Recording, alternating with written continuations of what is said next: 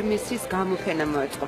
ექსპოზიცია სტუდენტებისა და მასწავლებლების მიერ შექმნილ ეროვნულ სამოს, ტყავის, თიხის, გობელინისა და მინანქრის ნამუშევრებს მოიცავდა. გამოფენა, რომელიც 17 თებერვლამდე გაგრძელდება, საქართველოს განათლებისა და მეცნიერების სამინისტროს მხარდაჭერით ტარდება.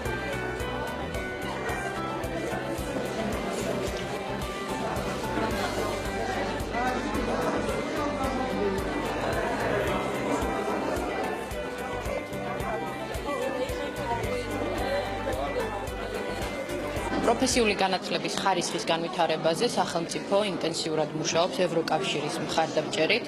ამ კუთხით ინტენსიური სამუშაოები განხორციელდა, რეფორმა მიმდინარეობს და ყოველივე უკვე აისახება პროფესიული განათლების ხარისხზეც. გამოფენაზე წარმოდგენილია გამოყენებით ხელოვნების თითქმის ყველა დარგი. განსაკუთრებით მინდა აღნიშნო სამოსის ტრადიციული სამოსის აღდგენის ცდა, რომელიც ძალიან მაღალ დონეზეა შესრულებული როგორც ტექნიკურად, ასე თარგის მიხედვით და მხატვრულად. ძალიან კარგად არის შესრულებული ტყავის ნაწარმი, ასევე რსოვა-ქარგულობა, ტიხრული მინანქარი. ძალიან მაღალი დონის ნამუშევრებია.